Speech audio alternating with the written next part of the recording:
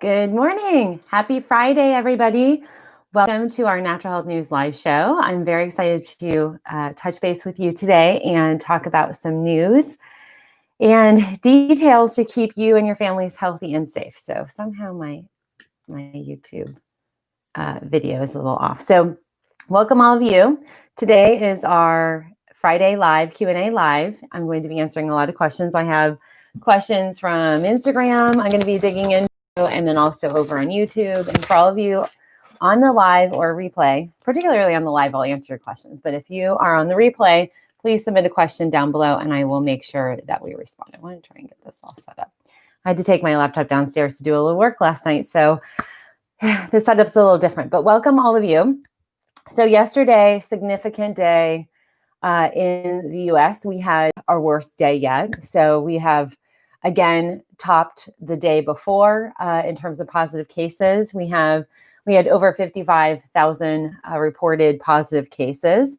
There are more tests happening, but the percentage of positives has increased greatly, which is indicative of community spread and is very concerning for all of us in the medical world, because this is what the pandemic does. It spreads through asymptomatic, pre-symptomatic, and symptomatic spread and carriers who might not be wearing masks and other equipment, protective equipment like face shields. I covered all of this yesterday. So if you're interested in really the data, the research, why face masks are effective, is anything 100% effective? No, but something is better than nothing. And that is what we need to get clear with our communities.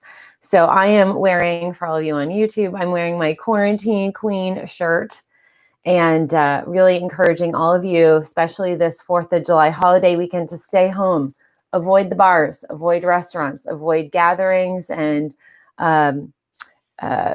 family activities that are group oriented and that would put you or others at risk for greater transmission. So that is my message, a significant message for all of you today. Please be safe, be smart. We are not over this pandemic. Okay, so the world's at 10.8 million cases of COVID. The US is at 2.7 million. We will be hitting 3 million. If we keep charting the way we are, we're going to hit 3 million next week. We've had 130,000 fatalities, and we are expected to rise significantly. We're going to see more increase on the death rates in about 2 to 3 weeks. That's usually when the fatalities start to increase, when these are positive tests. So positive tests mean people usually getting the immediate or beginning testing or exposure, their exposure, their symptoms, that's the beginning of it. Usually the manifestation of the virus itself and the co-infections and the symptoms and the meltdown and cytokine storm within the body usually starts to take effect 2 to 3 weeks after the fact. So that's when we see increases in hospitalization rates and we see the fatalities. I want to highlight some countries. We're monitoring Brazil. Brazil's at almost 1.5 million cases. Russia's at 667,000. India is really catching up to Russia. Unfortunately, they're at 625,000 cases.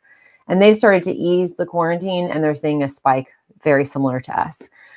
Italy, there was a new report, new study. I didn't print it out, but there's a new study I read specifically that details the mortality rates were higher in poor communities. So there's some socioeconomic elements that impacted the poorer communities, particularly for a multitude of reasons. One of them, access, and also the degree of their health already, and also other factors like they were working and at a greater risk and exposure, underlying health concerns, things like that, education as well. Tokyo, you guys know I lived in Japan for a year. I actually messaged one of my friends, Tatsuo, to make sure he and his family are doing okay and check in on them. Tokyo had 100 cases, positive COVID cases yesterday. That is the highest they've had in 2 months. In Tokyo, if you've ever been to Japan, I lived there for a year. just in the southwestern part of Tokyo. We could see Mount Fuji out of my little apartment. That was literally on like the train. We were just on the other side of the train tracks. Fun experience. But we could see Mount Fuji, and I have a lot of friends still over there. But Tokyo is they're very used to and accustomed to wearing masks. What mask wearing is something you do. If you get sick, you wear a mask because you protect others. During cold and flu season, there's mask wearing all the time. That's a very commonplace part of the culture. But it's concerning. I don't know the details on if these are foreign related, imported COVID cases. So I'll learn more. I sent some messages to my friend who's tuned in to that over there, but I'll report that Monday for all of you. Which, by the way, tomorrow I'm taking the holiday off. So our show will resume on Monday. Okay, so I want to dig into some news. So yesterday, there were a lot of record-breaking positive cases coming back from different states. Most notably, California hit a record. They hit over 8,000 positive cases. That's significant. They went from 232,000 to over 240,000 cases. They surpassed New Jersey in that movement. Or they had clearly surpassed New Jersey. There's another state that surpassed New Jersey, but California. I want to highlight this. So, the big concern and a lot of discussions and even controversies over what are we going to do with kids and how does school open up? What's the status of school, teachers, education? So I want to highlight this. California, the San Francisco Bay Area had a meeting with principals. So 40 different principals all got together to discuss the reopening and their procedures and process and just go through, how do we keep kids safe and all the details. Well, in that meeting, apparently there was somebody in the meeting who was pre-symptomatic and has since tested positive for COVID. So all 40 principals already, they are in quarantine for 2 weeks, and everybody in and around them are getting tested. But that is just a potential highlight of what's in store for us when schools do reopen. And there's a really good article. I don't know if it's out of the New York Times, but it's written by a mommy blogger who has a successful business in food blogging. Good, somewhat healthy food blogging. I've seen her stuff before. Huge, growth. And her business is big on Pinterest because of her articles and photos and videos and stuff. Well, she posted a really great article that any moms that are interested in how we're all going to try and juggle, kids and school and, a lot of the parents that have, and this affects parents, particularly single parents, but also mothers. And she highlights the fact that, essentially moms are tasked to make a choice. And it is unfortunate, but it is something where either your child or your employment ends up taking a priority. And that sending kids to school could be risky, but what's riskier, the family not having employment. And so she literally, it's good food for thought. I'm not going to, I'm botching the gist of it, but one of my friends forwarded on, and it was really, it's a very thoughtful piece, and she's highlighting things that nobody's really talking about that we need to talk about. So if you're interested in that, check it out. Okay, so California, that's some details of California. Texas surpassed New Jersey. So Texas flew past right past New Jersey. They posted 8,000 new cases, over 8,000. So they're at 181,000 cases. And Texas now today, the mask wearing mandate goes into effect. Those individuals, kids under 10 are not required, and folks that might have some medical difficulties, but everybody else, you are going to be masking up. So yesterday's video, just quick little synopsis. Yesterday's video highlighted the most effective masks are ones, this is actually, and this is study. So FAU and the labs down in Miami or Fort Lauderdale, they assessed the different types of masks. They looked at the aerodynamics and the particulates that might be escaping out of the mask. What they determined, they've ranked masks in terms of the most protection. particularly at limiting the spread. So it's all about limiting the spread. Now, nothing's 100%, but what they've identified is the cotton cloth 2-layer. So this is a different layer, and one that you can create a secure fit. So this is created by my friend Sarah. She's got these on Etsy. I have a link down below. You actually do support a small business owner who has lost her job because of COVID. And so she's turning her awesome sewing skills into a new business. The fact that you can tie also allows you to get a better, more secure fit, especially under here. So this is what is recommended.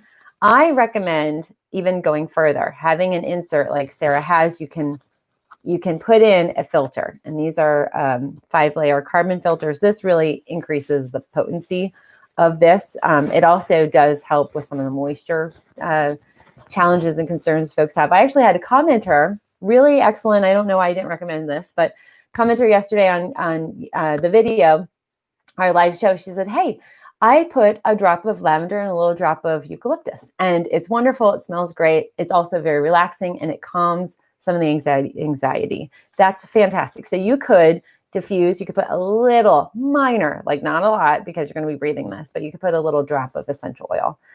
So this is a mask. This is considered this 2-layer thicker cotton material, particular type of like thread count is most effective. Next up, what they found was to be most effective is this would be in the N95 category. But the cone mask. So this fits on. And by the way, I have a vendor who sells these. So this is a better fit. It's a little looser. Like for me, it's not as tight. So it's not the best for my face. And everybody has a different face, so you have to fit appropriately.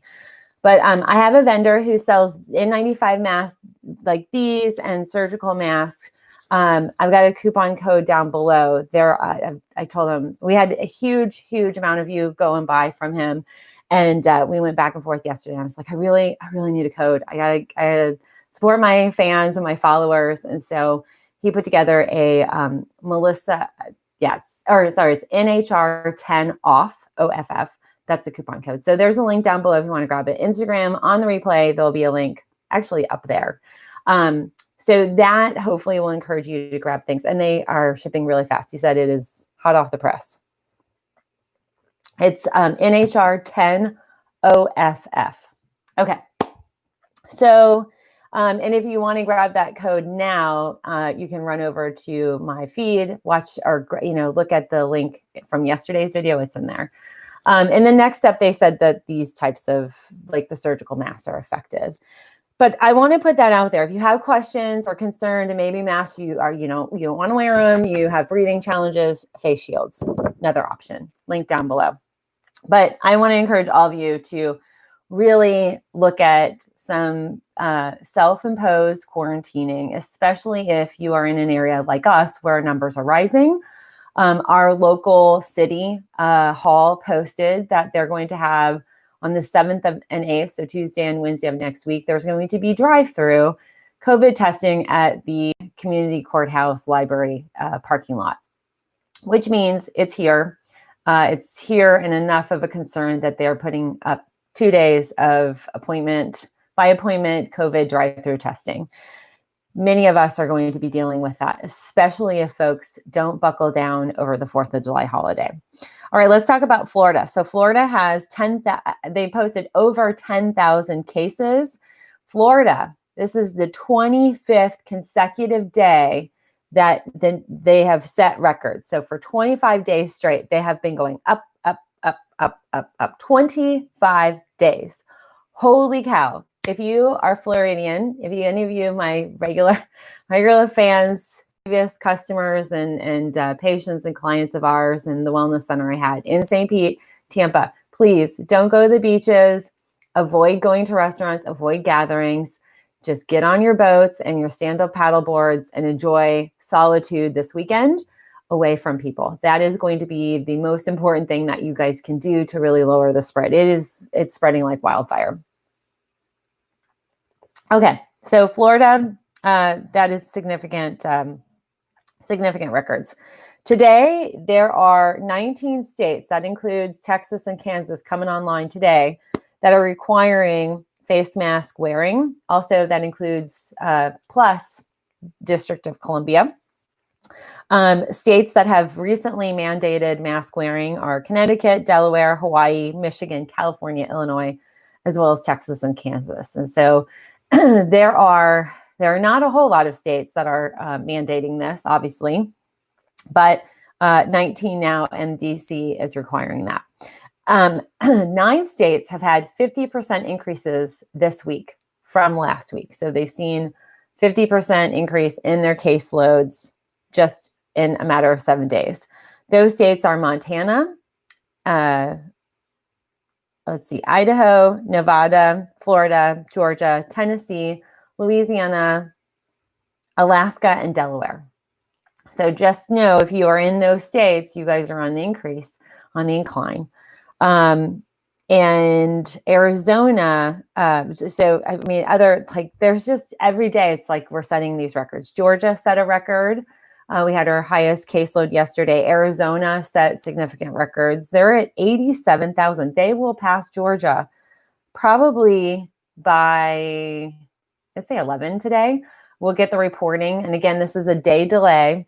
And one of the challenges that we have is that we still are lacking testing kits. And so we haven't ramped up like we should have, anticipating some of the projections.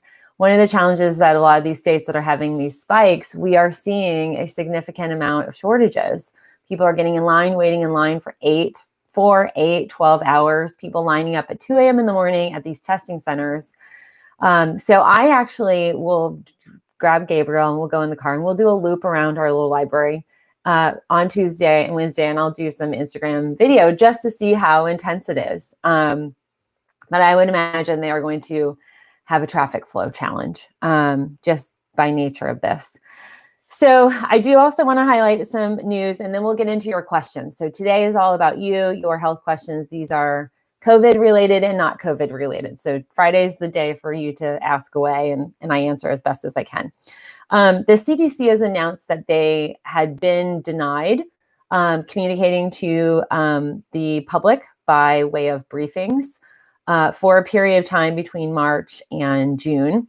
And that had been denied by the White House. And so the CDC, really what we've seen, and I have these, their main kind of line of communication for us has been the MMWR. And these are different, this is what it looks like. They actually posted 3 this week.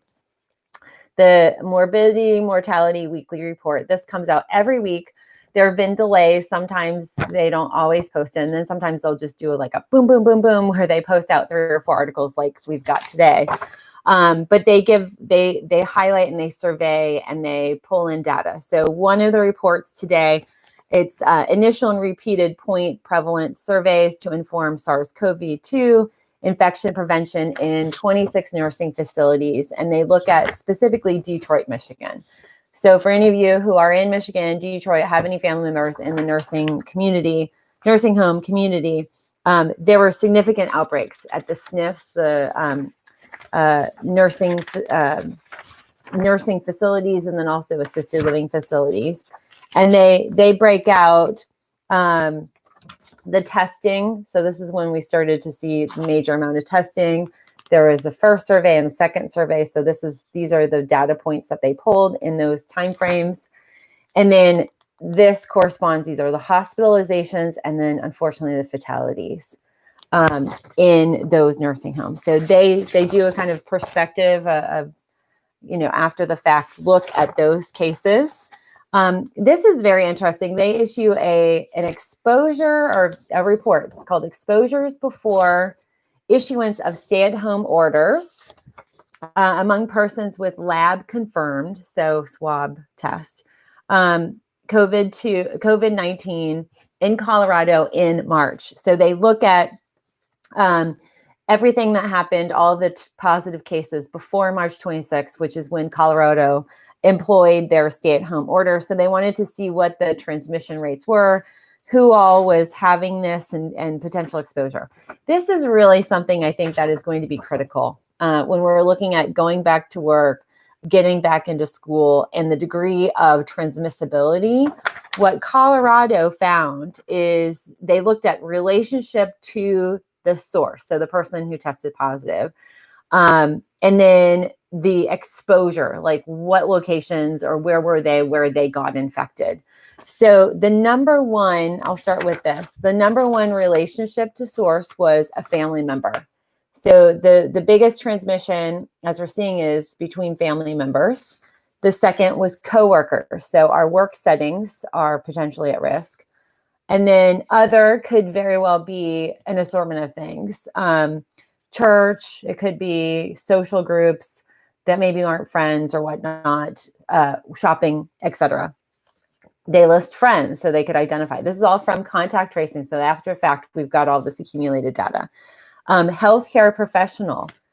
So either in a medical setting, in a hospital setting, or they're some sort of healthcare professional who passed that on to them. No known relationships, so just random transmissibility through some degree of exposure, but they don't know who and how, from another patient, and then a roommate, classmate. So classmates on the lower end, high, family members. Second, coworkers. Okay, now the second part that they identified, which is exposure setting. So where were they most exposed? Where did the transmission come from? What location? Number one, workplace. So the workplace is transmitting the most cases, or had been up to the point of the stay-at-home order. Next up, household. So that's significant. Other, so that's a big question mark. There's a lot that falls in that. Transportation, rideshare is up there, but not nearly as great as the work. Hotel, healthcare, and then this next one is school. So school's on the low end. But again, that was, back in March, and unfortunately, some of the numbers are worse than they were in March for a lot of us. But I think this is very interesting. They assessed, it was a total of 600 randomized selected COVID cases. Not everybody, but just 600 were pulled, and they pulled all that data. The next point the CDC puts out is in their MMWR this week. It's called Characteristics of Adult Outpatients and Inpatients with COVID-19. And there are 11 academic medical centers that they look at all over. And they talk a little bit, the sampling is between April 15th and May 12th. They dig into the symptoms, exposure points. I think what is critical here is they give us breakdown of gender, race/ethnicity. They get into if people had insurance, medical insurance, education, income, and then also underlying health conditions. So we've seen this before, but this is really digging into just overall some baseline characteristics and demographics of community members. And then also they dig into symptoms. So COVID-related symptoms. They break out how many of these folks that are in this sample have certain symptoms. So the most common symptoms on here are the cough, and then also the loss of smell, taste, or both. And then also fatigue's a big one.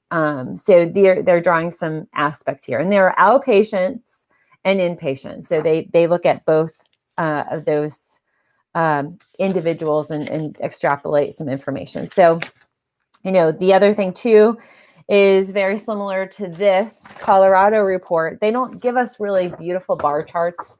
I always hate it when they put this because it's something you have to kind of extract on your own. But they dig into contact, like what was the exposure, potential behavior.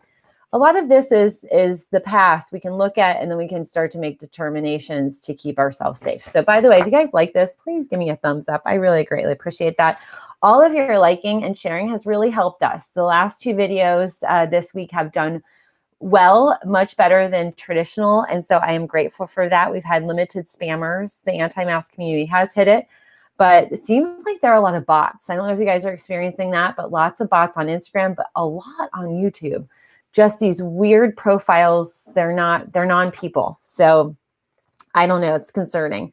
But they talk about the most contact that they see just across the board is through family members in this study, very similar to Colorado.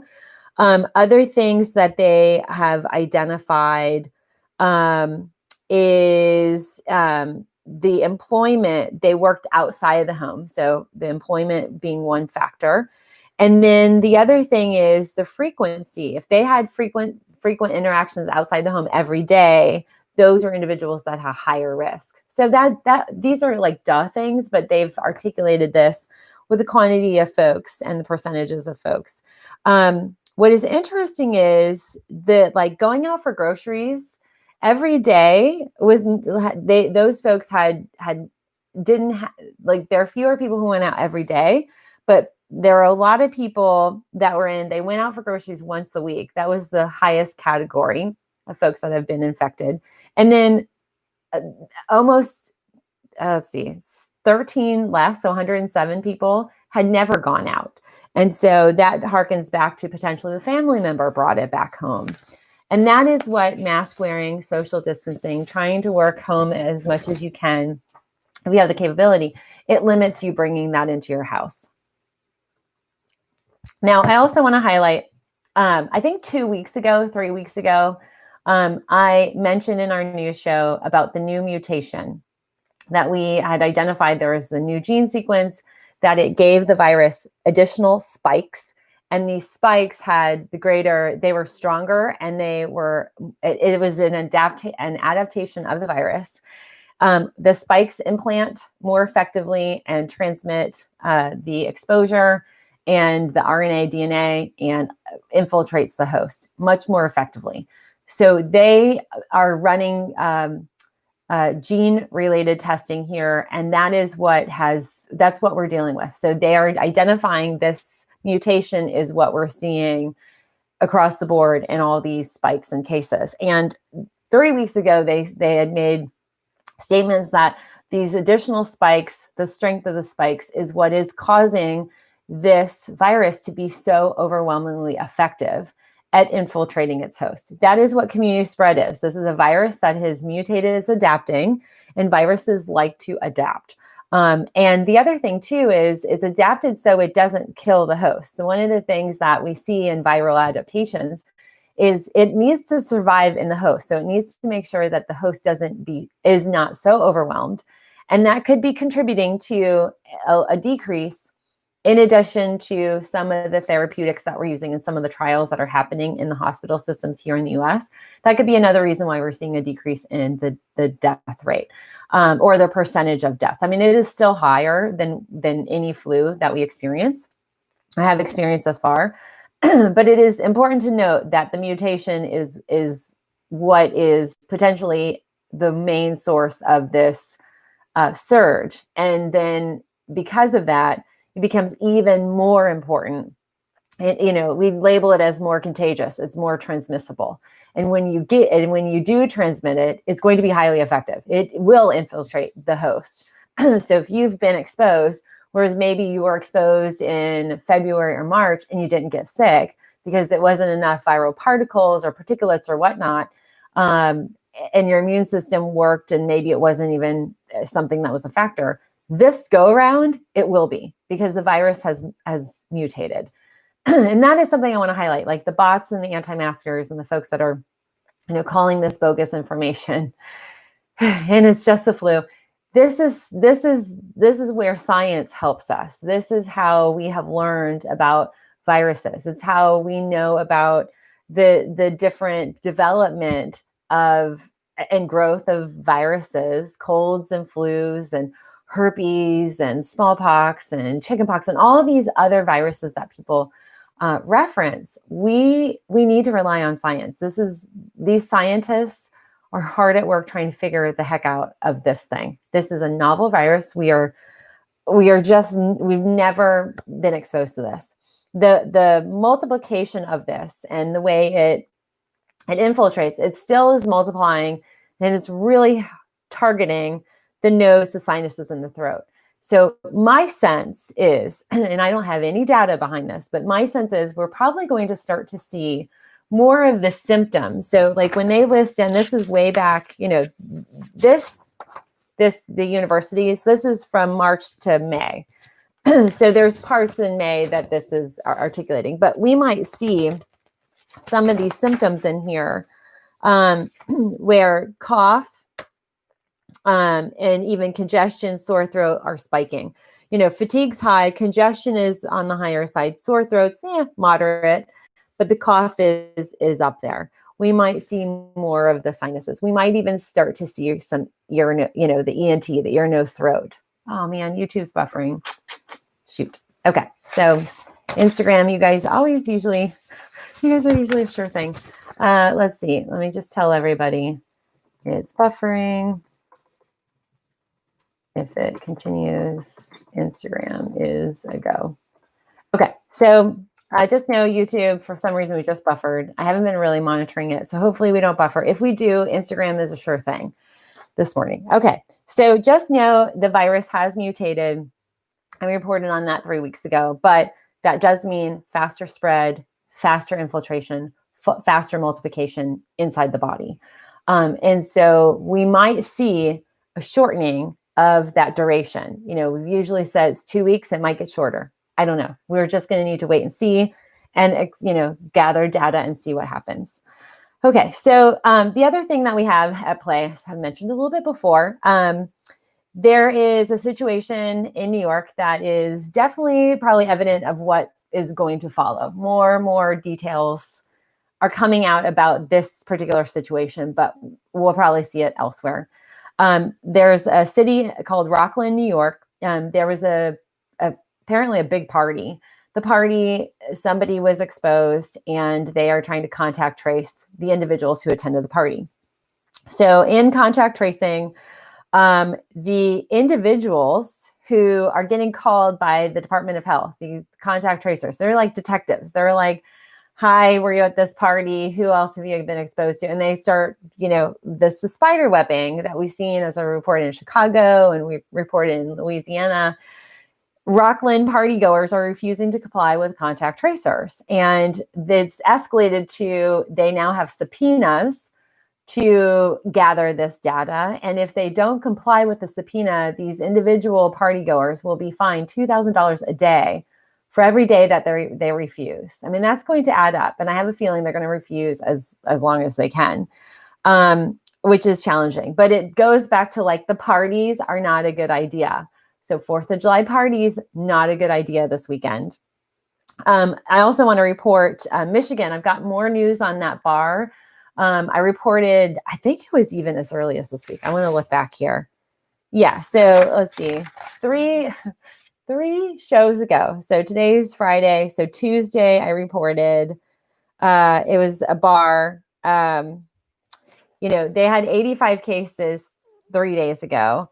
They now have 152 cases linked to this one bar outside of one of the universities up there. 100. So they've got contact tracers, Department of Health from Michigan's calling everybody and finding out who all have been in contact with. Thus far, they've identified 128 individuals were first primary contact. So their exposure was at the bar. Now we have 24 who weren't even at the bar, but had contact with at least one or a few of the 128. There's 24 positive cases. There will be tertiary. There will be a third layer, and it just goes out. So that is how these things spread. That increase, it's up to 152 right now. It's up in one day. It increased, those cases increased by 50%. So we're going to hear more about that. That might be something that the CDC, we get some spider webbing, contact tracing specific to bars. I guarantee there will be an MMWR that talks about bars, partygoers, bars, and they'll probably even look at the University of Alabama and their stupid COVID parties that these kids are taking bets to see who will catch COVID first. So also just one other note, and we'll get to your questions. South Carolina broke records yesterday. The beaches are the biggest concern in South Carolina. So I want to put that out there. If you are going to go to South Carolina, if you are there now, I would not go there. I think traveling now through states that are high puts you at risk. If you are in a state that's high and you're trying to escape, you could put these other states that are doing okay and other small cities at risk just by going through. You might have it and you might not even be aware of it. Okay, so I'm going to get to questions. I'm going to answer questions that came in first from you all yesterday. And so I'll go back and forth. Let me just pull up my screen here for my other YouTube. Oops, that's not the screen. Oops, sorry, you guys. Okay, so let's see here. Okay, I'm going to my community tab. It's funny. I have to change that one video. Okay, so we've got lots of questions. Okay, so first question here is, okay, here we go. So Julie Catherine 20 on Instagram says or asks, I have been taking herbs, many of them recommended from your videos for my recent flare-up of Epstein-Barr. So bad. Epstein-Barr is bad. I've been battling this episode since the beginning of May. Nothing is working. Can you please offer me suggestions? I miscarried mid-May and I'm desperate to get pregnant again ASAP. Thank you. Okay, so Julie Catherine, several things here. An Epstein-Barr flare, the first question would be, have you had your antibodies run? I'd want to see how intense is the flare. It could very well be a full-blown episode. Having gone through this myself, some episodes can last 6 months, some can be 18 months. Epstein-Barr is not going to operate on human time. It operates on its own time, and it is not fast. So there is no magic bullet. There's no quick fix. There's no magic pill to get you back up and running. Mid-May, you're still in it. So I would, one, recalibrate your expectations. Two, so with that, I wouldn't expect for you to start to feel better until probably the fall. And you're going to need to really hone in. Like, there's a lot of work that has to be done to get your body up and optimized.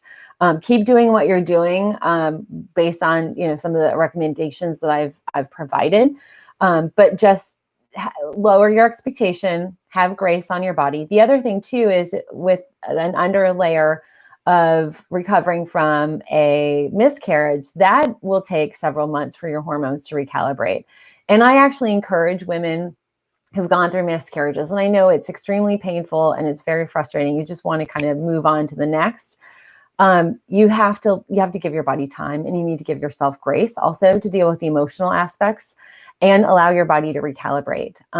So just know that it's going to take time. And I know ASAP, the body doesn't work on human time. And, raise your hand, hit the heart button if you feel like there's a lot of times we want our bodies to respond ASAP, like yesterday.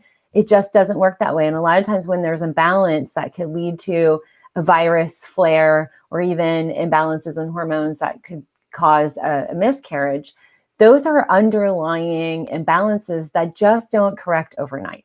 Okay, so that's what I'm just going to say. And I just send you lots of love. I know you're dealing with a lot, and then COVID.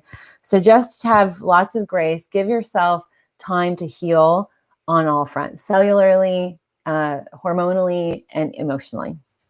Okay, so YouTube question. Let's see. Lori P. Actually, hold on. Let me see. Yeah. Okay. Lori P. Hi, Dr. M. Hello, Lori. My question is, do you ever sleep? Yes, I actually love my sleep. When do you have time to? You must spend so much time doing all the research and linking everything to daily videos. We appreciate all you do. You bring us enlightenment and light into our everyday. You have a wonderful family. All the best to you and yours. That's really sweet. Yes, I do sleep. I'm not working as much as I used to. I don't know. I love what I do. I am very invigorated by the passion I have for this occupation. And I love the format to be able to shoot videos and to bring all of my educational information to you and educate you. So what I do is educational. There are more ideas in my head of video content and topics than I could ever possibly bring to life all by myself.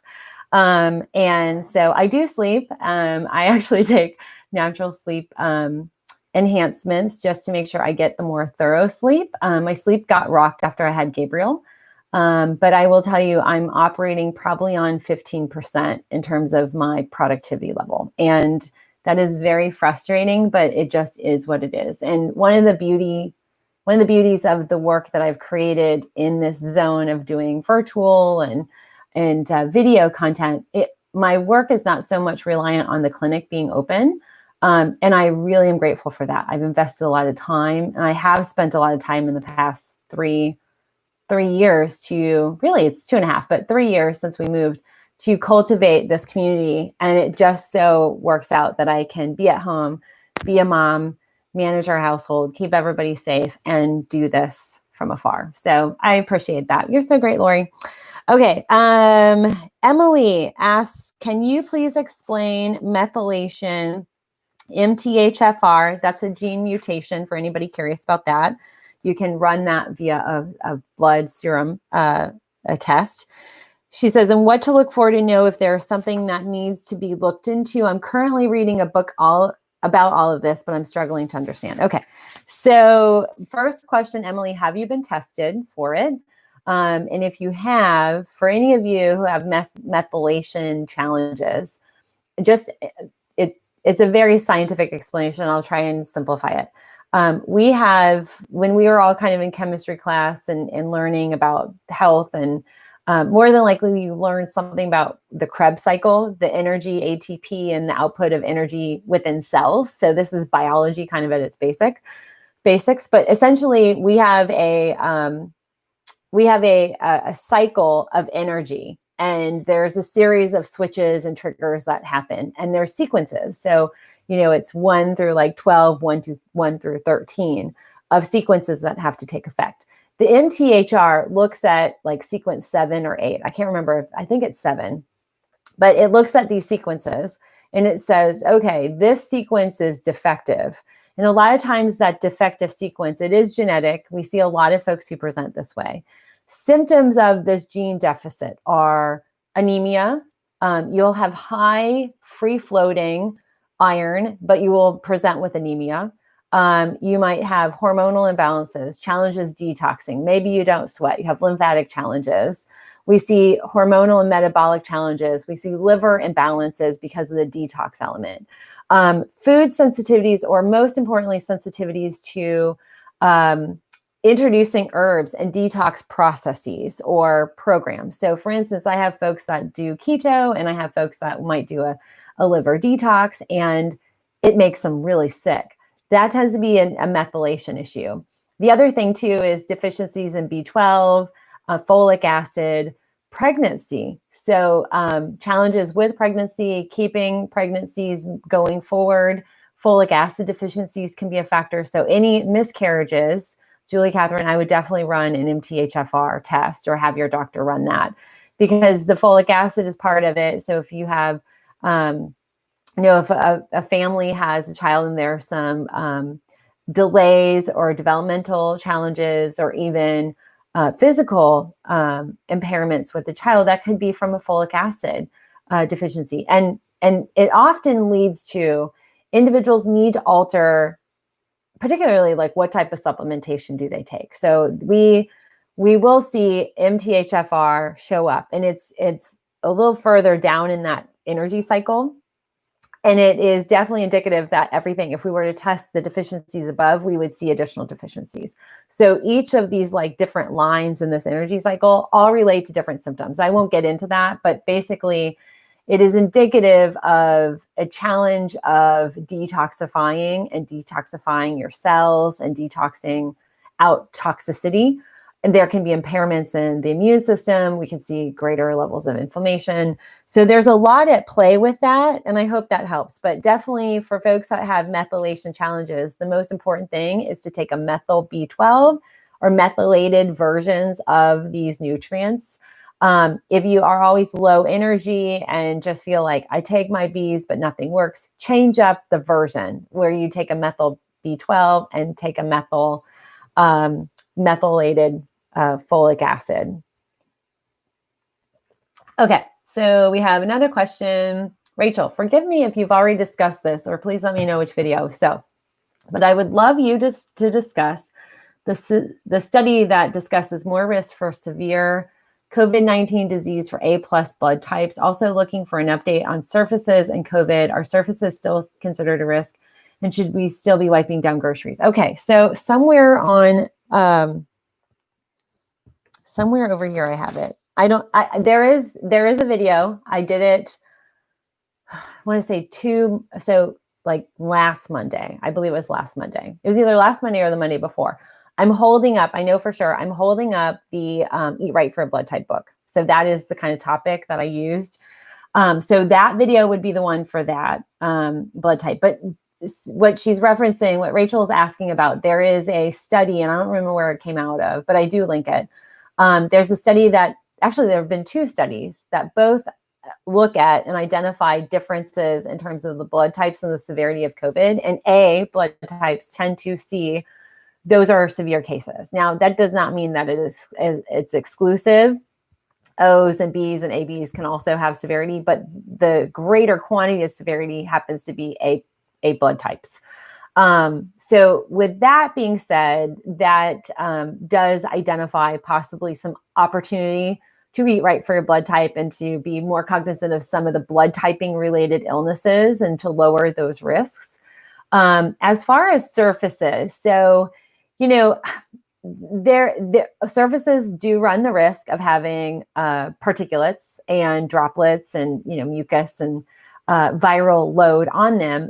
What we still don't know is the degree of viral load and the infectiousness of it. I'm still wiping down our stuff just because our household, we have an immunocompromised individual in our household. And so we're keeping Brian healthy and safe as much as we can. The other thing too is we also are trying to lower the risk. We know he is going to go into a riskier situation going into work next week, and that now we need to lower all other areas. So I hope that's helpful, Rachel. Okay, Darlene says, what should we look for in a good sunscreen and skincare products? Okay, excellent. So I love sunscreen and skincare products. I was not a great sunscreen user. As you probably can see, I have like splotches and melasma and just uneven pigmentation, sun damage from living in Florida, working out outside all the time, running and just loving the sun. I still love it. I don't love it on my face though anymore. So the best thing, I do plan on doing an edited video about sunscreens. I want to do a review. I also want to do some posting on Instagram for it. Now I swipe up, I can just take you right over to my things that I love.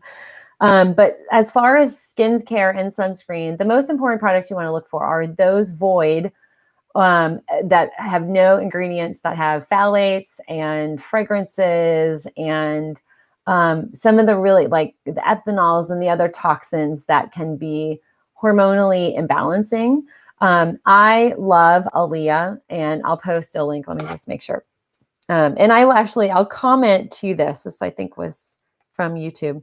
I'll comment back to you on this with the link to Aaliyah. Aaliyah is my favorite brand. They actually, I have to place an order today. I'm out of my one really amazing cream, but they have some amazing stuff. And I really attribute that to keeping, I have the potential to have wrinkles here because of all my sun damage. I mean, literally, I would run miles outside, no sun, no sunscreen, at like 4:30, 5 o'clock in the Florida summer, and loved sunbathing, sun tanning. I still love that feeling, but I've cut myself off on doing that. Wear sun hats all the time. But skincare, it's not just your face, it's also your body and hair care products. So you want to really be clean. So what you want to look for is the Made Safe, the little leaping bunny, the little happy bunny. You want to look for, vegan or, minimal animal testing. Those are all going to be indicative organic brands of higher quality. They tend to be more expensive. They're not your oil of Olays. And also one of the ones that I love, and I'll post a link to her, my friend Rachel here in Atlanta, she has a really great clean skincare line. And it also blends herbal botanicals like C-D, the middle initials B, second letter of the alphabet, the herbal botanical. She has this is an oil that it's a serum that you can put on your face. And it's really good for folks who have inflammation, rosacea, awesome. So I actually have a coupon code for her. So let me just make a little note. Okay, so the other, some other questions that came through. Caroline says, beautiful you. Oh, that's very sweet. Okay, so shrinking Jen. Okay, she says, question, my 23-year-old daughter and I both have terrible Z scores. So that's that's one of 2 bone density scores. She is -3 in her spine while I'm -2.5. I've been diagnosed with osteoporosis. She has not, no meds yet. Can you explain how our numbers compare to each other and how these numbers affect our future health? Vitamin dosage Rex would be greatly appreciated too. She gives her age, height, weight. Okay, so one of the things, there are Z scores and T scores. Depending on at 45, if you're menopausal, I would also want to start to look at your T score. That's the most important for any postmenopausal woman. So just know you've got DEXA scans. You should be getting, depending on your age, 2 scores. The Z score scores against a 30-year-old person. So at 30, they say you're at kind of max peak, and this everything, below or above will be indicative of where you score against a 30-year-old. What's important, if there are any decreases, depending on the hips or certain areas of the spine, it's most important to run your vitamin D levels. So you need vitamin D. It's a building block. It's a steroidal hormone. It's not a vitamin. It gets miscategorized. We need to relabel that. There's actually a whole bunch of people trying to petition to get it relabeled because it's not a hormone. But your D becomes most critical in your activity of bone production. You also need multi-minerals in the mix. You also need to equip your body with vitamin K. K2 is my favorite. So D, K2, magnesium.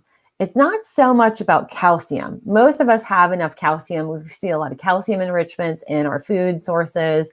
I have a lot of clean eaters and folks that are eating healthy, but the D is the deficiency. D can turn around osteopenia. It could correct those numbers. So number 1, before you do anything, get your vitamin D levels tested. Once you have that, then you could dose depending on the deficiency.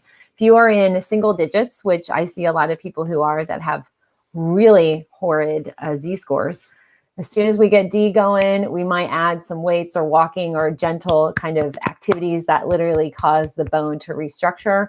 We increase the mineral density that they're consuming. The other thing that I want to note is with both mom and daughter having scores like this, and daughter that's 23, that should not happen. I don't know where you guys live. I would look at your water source. I would buy a Berkey water filter. There's multiple layers of these. I think we might have a coupon code. I'm not sure, but the Berkey filtration system eliminates chloride, chloramine, a whole bunch of toxins, fluoride as well. Those are all anti bone development. And so they can block certain mineral receptors and really impair the bone's ability to naturally process and accumulate. So I would look at that as well. And, those are things that, like, when I see mother daughters, I'm like, okay, that's potentially an environmental factor. Okay, let me go back to this other screen. I'll start answering all your questions. Okay, Yoli Curls. Hi. She says, I'm a vegetarian. I don't take vitamin B12. I'm B12, I guess. But my B12 is high. It happened to me a few years ago and then went down by itself and now high again. Why? Could be stress. There could be a lot of different factors. It's sometimes hard for me to know without looking at values and identifying. But it could very, very, very much be environmental. Letitia. Hey, Letitia. She says, hey, Dr. Melissa, what cream or vitamins relates to puffiness around my eyes, which I've been concerned about? It's not always REM. So puffiness tends to be an inflammatory situation. Sometimes it's sinus inflammation. Sometimes it's this upper sinus inflammation. So 2 things with that. For instance, if you're puffy when you're waking up, I would make sure you have a good air filtration system.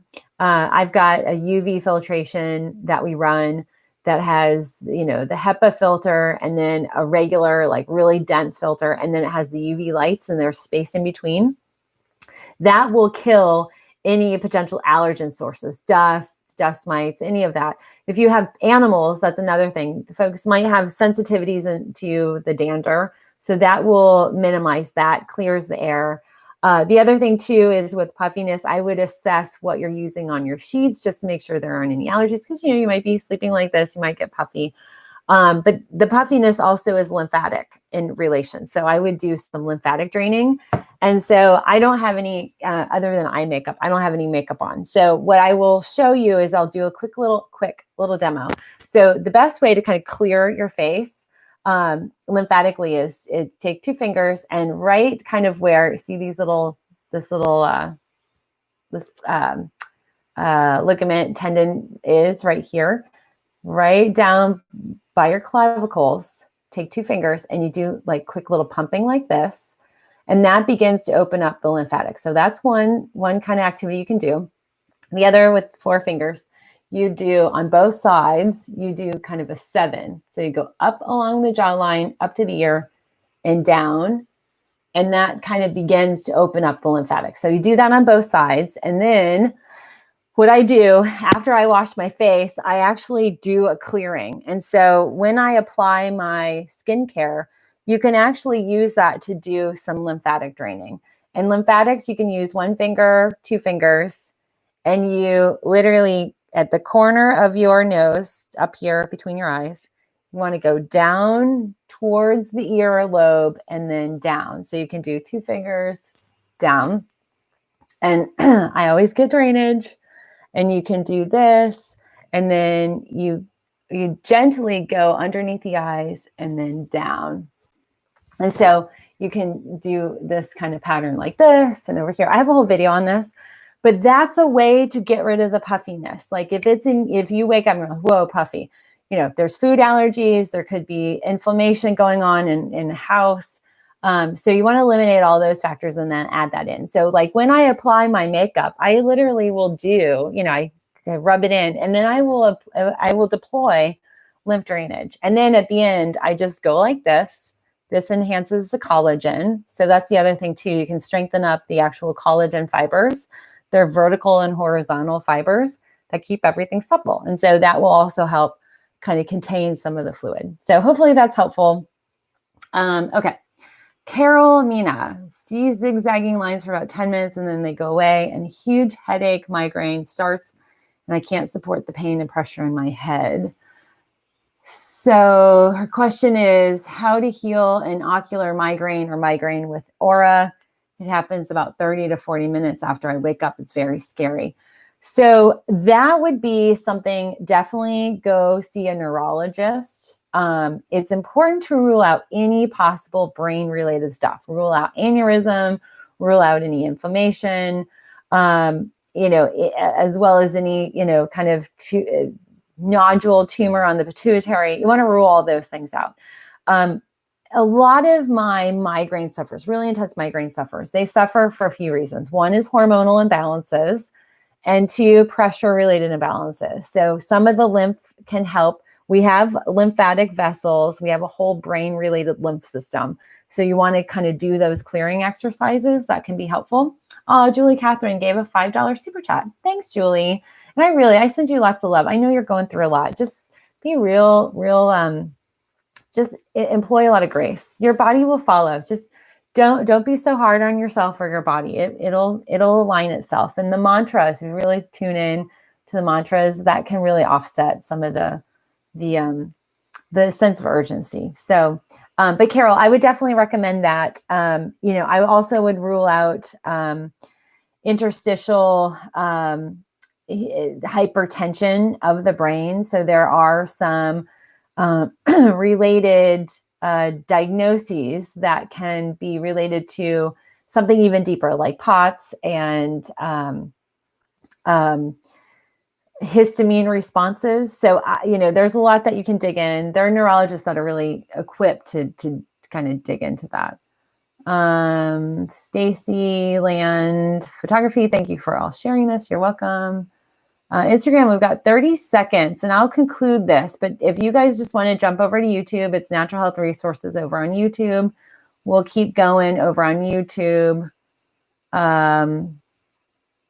Yes, we've seen this work. Oh, good. Okay. So, oh yes. So Dwayne's on. Hey, Dwayne. So definitely join me over on YouTube. I'll wrap this. I'll post this on Instagram, and I will see you guys on Monday. Happy 4th of July. Bye, Instagram. Join us on YouTube. Okay. Let me finish this. Okay. So I'm going to get to all your questions. I'll just post this really fast on Instagram. I don't know if I showed you guys my quarantine, caffeine in quarantine. The in came off while I was watching it. So I think we're boycotting the being in a quarantine status, but I'm drinking some coffee today. Cumin coffee, it's my treat. I love this stuff. Okay, let me share this on Instagram, and let me go through some questions. Vicki, how do I get to your playlist? I only see a handful. Thanks. I'm not very smart when it comes to electronics. Me neither, Vicki, but I can help you navigate. So if you go to my main YouTube page, there'll be at the top, there'll be an option, and you can look at, but actually my main YouTube page, if you scroll down, there's a handful of playlists, but there's an option at the top. Let me just go over here and kind of walk you through this. Like if you go to my main YouTube page, let me go back, it'll have home videos playlist. If you hit playlists, you'll see all of them. And I have a ton of playlists. And you can scroll down. So I hope that's helpful. And I actually have like women's health. I have lymphatics. I have a whole bunch of dry skin brushing and DIY lymph and men's health, prostate health, digestive health. Our Talking Shit show is in there. So definitely. Okay, so let me do Q&A Friday. All right, so let me just post this really fast and I'll answer your questions. So send me your questions. Let's see, live show. Okay, I'll just add it to our COVID series. I think we're at 16 episodes so far. But I actually have over 100, I think, and 10 now on the, I've done 110 or more live shows. It's just so crazy. Okay, so I'm posting that. Okay, oh, a cupcake paper, $4.99 live chat. Thank you for the super chat. She says, I'm taking D with K and now having bruising. Should I take K? So were you having bruising before the K?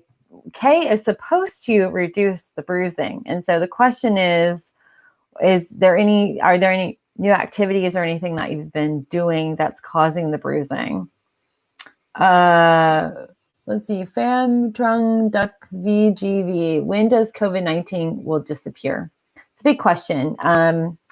Right now, it doesn't look like it's going anywhere anytime soon. And the other thing that people are talking about is it might just be here to stay for a little while. I don't know. I mean, I don't have that insight.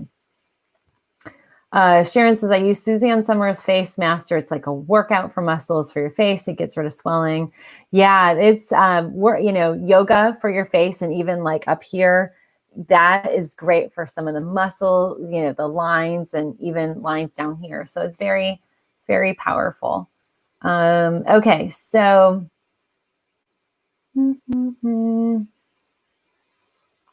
let's see. Let me just answer some questions here. Dr. Melissa, you still look fantastic. Oh, thanks, Tanya. So you're definitely doing something right.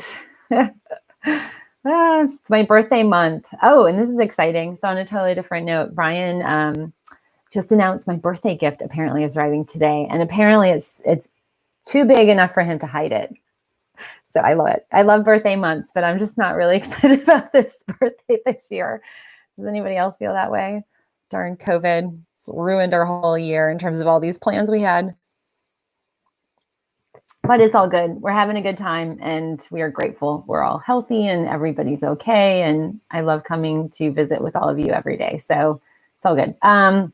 Letitia, I bought the blood type A on Audible. Oh, good. Let's see. So best way to get all the crumbs. So I Let's see. I'm answering any questions you guys have. Let me know if you have any questions.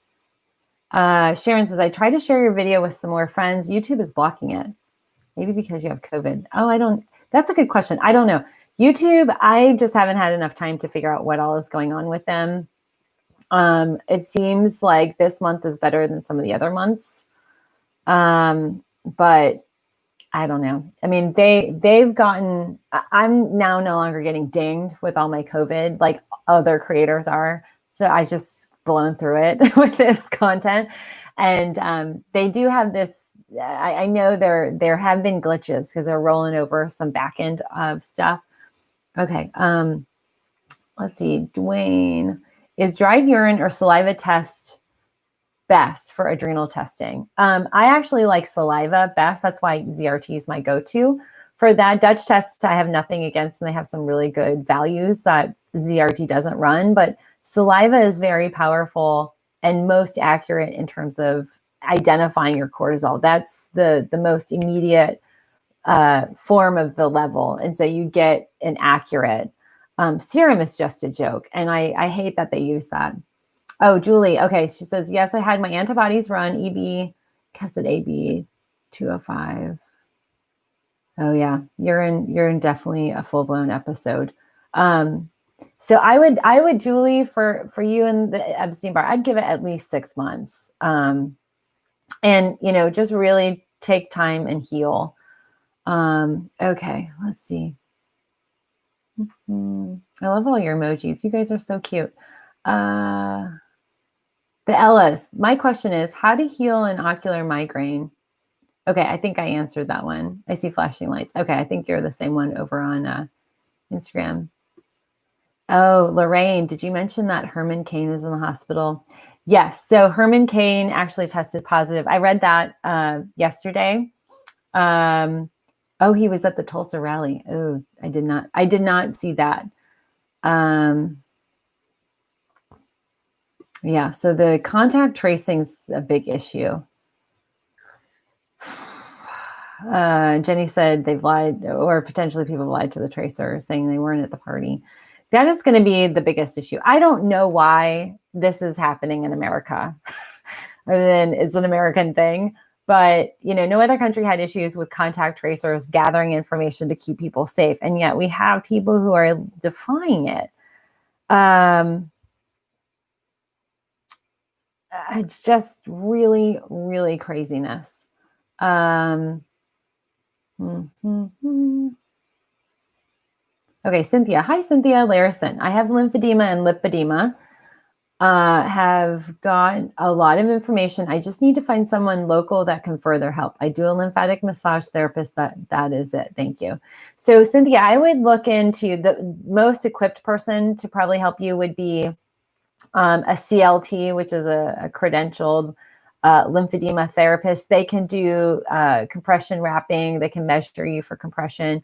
Lymphatic massage therapists generally are very limited, different type of training in terms of the intensity and the length of time that they have in lymphatics. Not that they're not great at it, but I would look at a physical therapist. And often your best bet are going to be outpatient centers. Mostly they're associated with hospital systems. You might find folks like myself, I'm an independent, but we're very few and far between. A lot of folks just kind of go under those umbrellas where they're working just with patients in rehab, or they're working with cancer patients and you end up going to see them. But definitely a PT, a physical therapist, would be who I would go check out. And there are some resources. If you go online, you can find, just type in CLT in my area, and you should find that. Okay, so I saw we have a super chat. Tanya, you're so sweet. $9.99 live chat, sending lots of love and healing energy to us all. Yes, totally. Sometimes it's just really crazy. We are in this situation. It's kind of maddening. Let's see. Okay. Joanne, doctor put me on vitamin D3 and said vitamin D was low. Then I also have thyroid condition. I am hypo. Then I also have psoriatic arthritis. I have bought many supplements. Is it dangerous to take them? So I don't know what supplements you've taken, but D3 would be a good supplement. With the hypothyroidism, you're probably taking, even like a Thyroplex, you're probably taking, that can help invigorate it. A lot of the, but the core thing that I would do for me as a naturopath, I look at that and say, okay, you're low on vitamin D, you've got hypothyroidism, and some inflammatory status with the psoriatic arthritis. That's gut relation, gut and its orientation. I would look at improving your gut function and honing in on balancing the gut microbiota. That would be one thing to task. And then the other thing would be really hone in on lowering your inflammation levels and lowering your stress levels. Stress can really do a lot in terms of causing gut-related inflammation, also systemic inflammation, and can trigger some of the weakened synthesis of the liver in its production of vitamin D3. Okay, so Margaret, hi Margaret Stockton. What is the best way to get kidney function? Lab came back with GRF44. Kidney function, GH. Let's see. Function H glucose and, high glucose and high calcium. Okay. I actually did a whole video here because kidney disease and the different stages are critical when it comes to, this is an underlying factor, health condition that can exacerbate COVID, or COVID definitely targets. So I would reference that. I actually break out all the different kind of categories. I have some visuals, so I'd reference that. I don't have those on hand for me to grab. But the best way to get kidney function, I actually list also those values that you want to run. Oh, Lori, best way to take Inflame X for arthritis. So the best way would be, I'd take it at night on an empty stomach. Letitia, $20 live super chat. You're so sweet. Hearts to you. So that's, you guys have made my day. Thank you. So I would take the Inflame X on an empty stomach right before bed. That just really goes systemic. And also, the question I had to you, Lori, was when do you feel more of the pain? Because sometimes the pain experience that you have, if you're noticing it more so at midday, you might want to take it in the morning also, but I'd for sure take it at night. I love also to allow things to do even greater work when the body's in kind of a slow hibernating mode, if you will. If you can, you'll get your organs that kind of go into hibernation. They recharge, just allows you to do a little bit more work while we're sleeping. I love using enzymes and other anti-inflammatories at night. Okay, let's see. I have more questions. Can you tell me, Kat Aaron Davis, can you tell me what are the best fruits for inflammation, or if C60 is good for this? There's a lot of kind of depends, but like fruit wise, I love pineapples. Bromelain is a very good anti-inflammatory. That would be one that I would recommend. I tend to go with herbals as anti-inflammatory. So I love ginger, turmeric, naturally occurring anti-inflammatories, obviously lower balanced pH, fruits, mostly vegetables. Steph 23, she likes pineapple as well. Really good. So I would recommend that.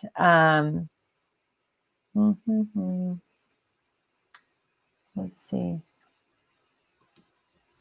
Okay. All right. So flushing niacin. Oh, what treats MRSA in the nose or sinuses? Ozone. Okay. So MRSA, oh gosh, that can be really overwhelming depending on how crazy it is. I would saline spray. I would do the Himalayan salt inhale. I love this. So good. So I would do a Himalayan salt inhale. I'd also do, did I have it up here? Here it is. I would do a colloidal silver spray. I think I'm all out of this. But this is just colloidal silver, and I'd spray it into the sinuses. You could also do grapeseed extract. There's another saline, another kind of nasal mister.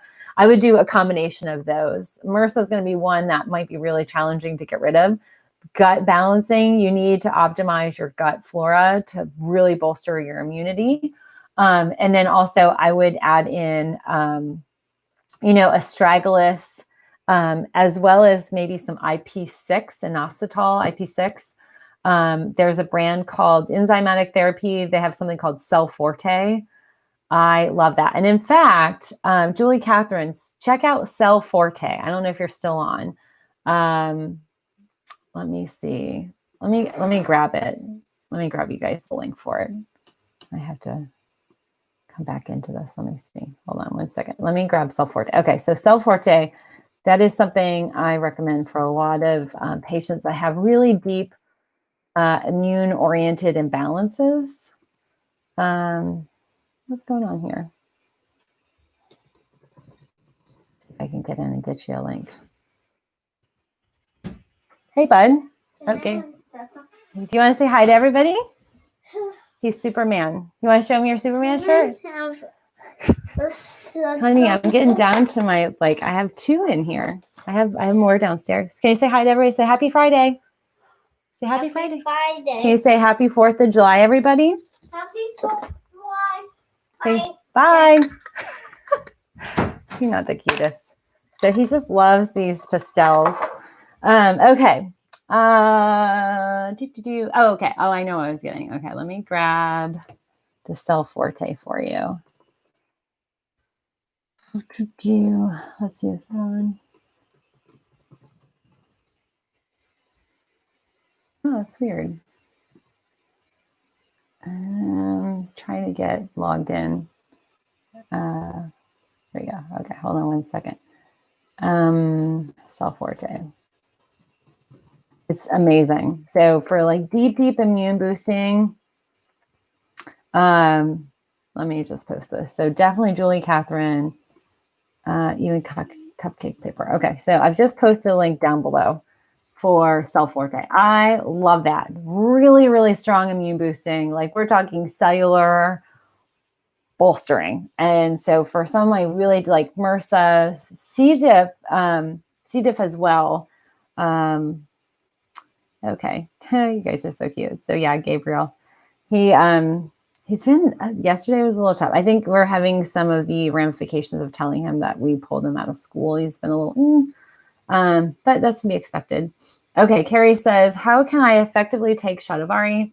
I've been spotting since I started a week ago. At the time of my period, I'm still spotting. Shatavari, depending on if it's liquid or herbal tincture, I honestly like to take it best in the morning, and anywhere from 500 to 1,000 milligrams, no more than that. Sharon, what can you use for eye allergy, irritation, swelling? I love it. I don't have it here. It's Simulicin is the brand, and it's an allergy. Let me grab that. Simulicin. I love it. Eye allergy. It's a homeopathic.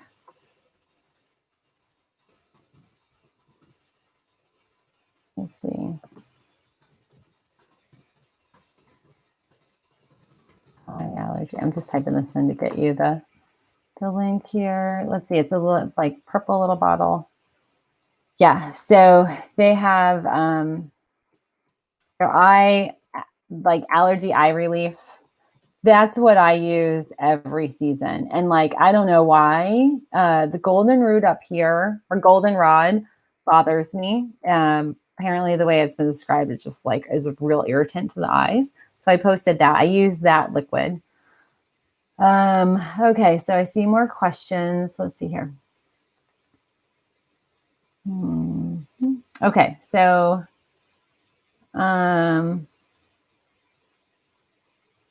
okay, so we got bromelain. I love bromelain. Okay, Pao. Hey, Pao. Dr. Melissa, do you have any thoughts on...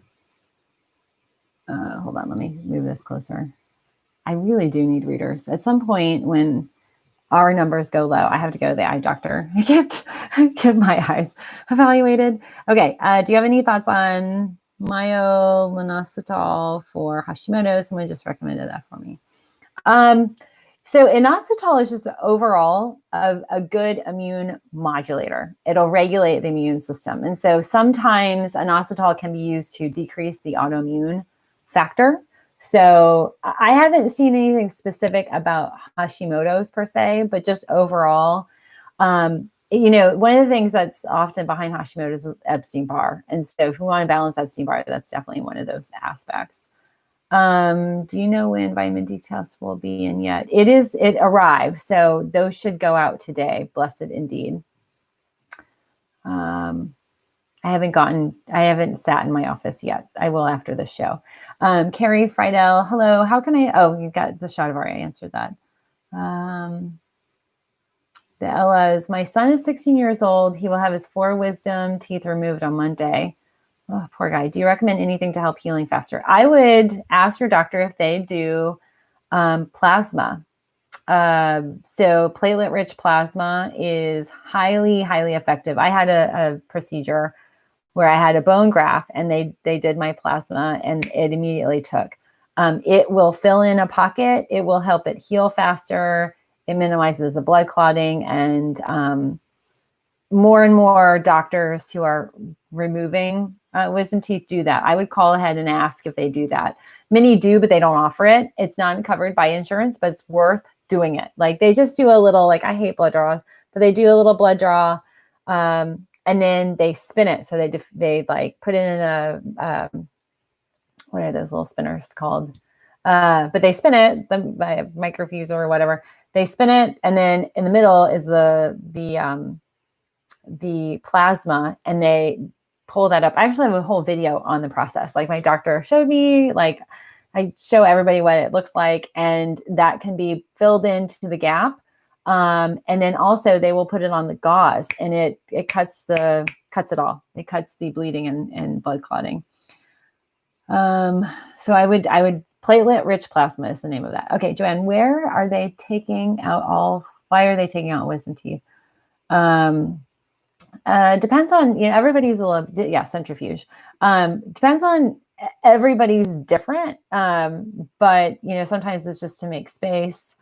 Like for me, I only have one, and it came up straight, and it's okay. It's not bothering anybody. I've had like a little tooth that's gotten a little, like, not sideways, but definitely it's not as straight. My lower teeth are not as straight, but I'm dealing with it. The Ellis, I went to 3 surgeons already. They all say the same thing. He has no space and the teeth are coming in horizontally. Yeah. So that is an example where when they're coming in like this, that is a no-go. We are evolving out of wisdom teeth. So just know, like, my body evolved. Or apparently I've evolved from my parents. It's kind of funny. So in my wisdom tooth, it came in, I was 27. I remember I was shopping at like Dillard's, and I was like, gosh, I have such an ache. Like, what is going on with my jaw? And it was even making these weird noises.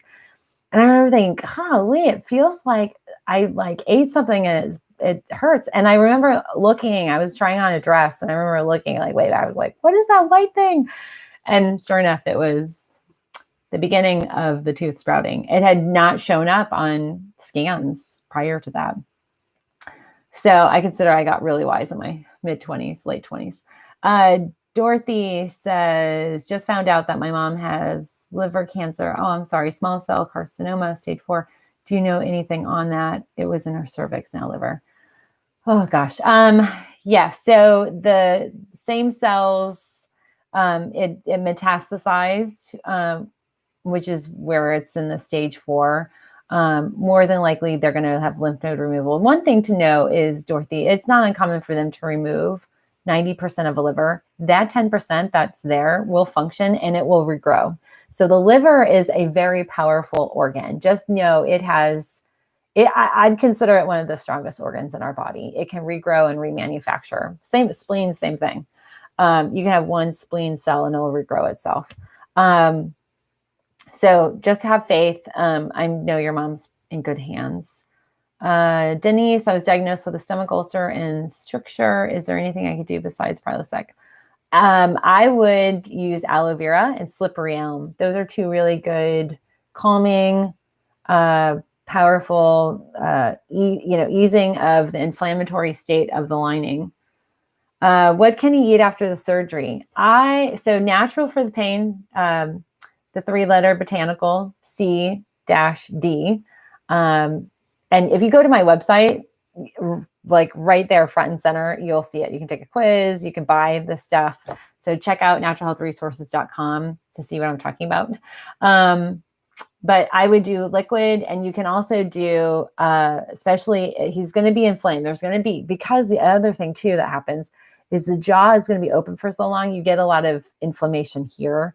And it's not uncommon just to have the full cheek and the sinuses and the salivary glands get swollen. So I would also topically, I would grab tea relief gel and the liquid.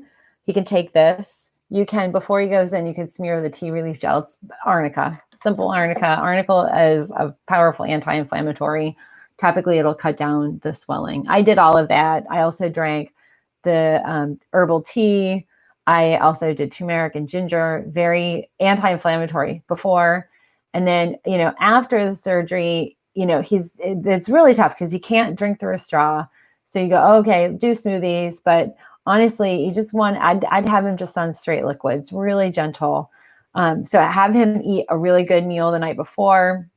If he's not being sedated, have him eat a really good meal before he goes in.